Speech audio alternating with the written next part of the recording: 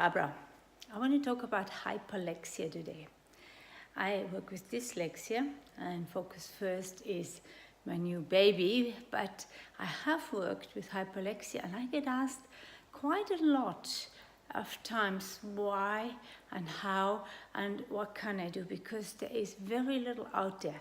There are explanations out there and there are categorizations out there, but there is not much out there in form of a solution.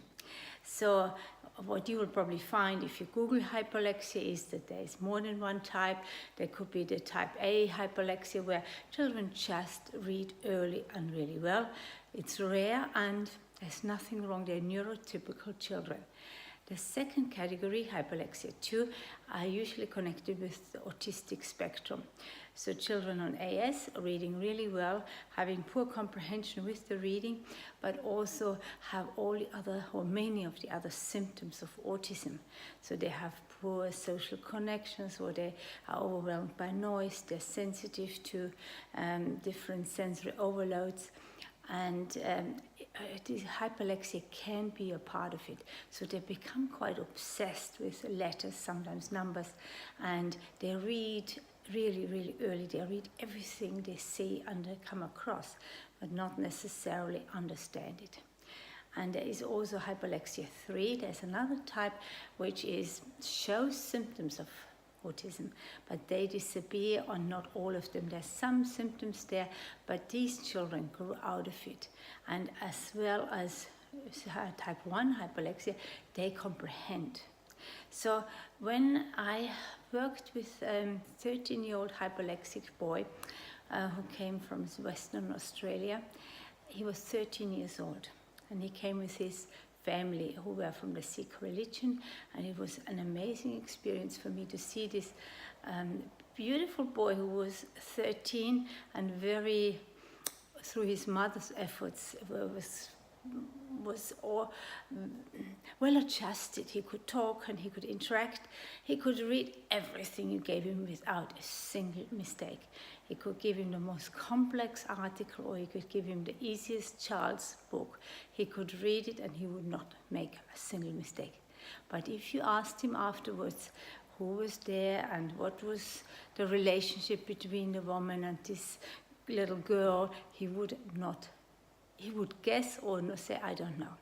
So that's where we worked, I think for about 4 days, or 4 or 5 days.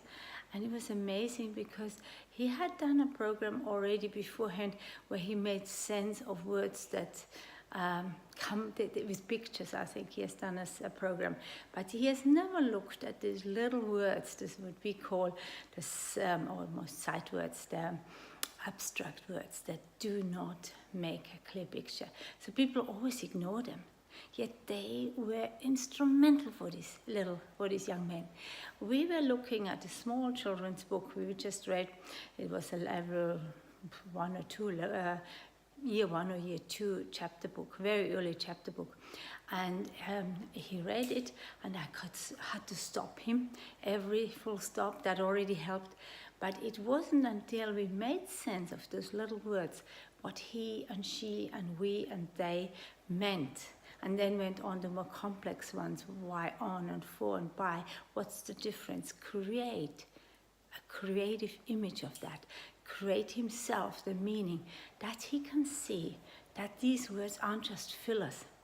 And he completely changed that comprehension of that would have been translated into his verbal communication with his family.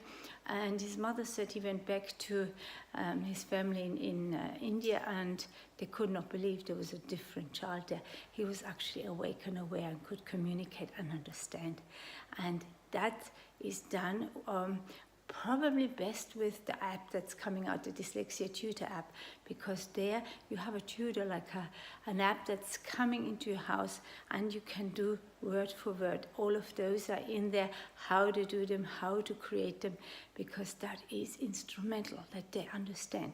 So if you want to follow me on the Facebook Focus First closed group, because there are more and more videos added, and that way you get a bigger picture and more information to how and where to get hold of things. So I wish you all the best, and I hope it has helped you about hyperlexia.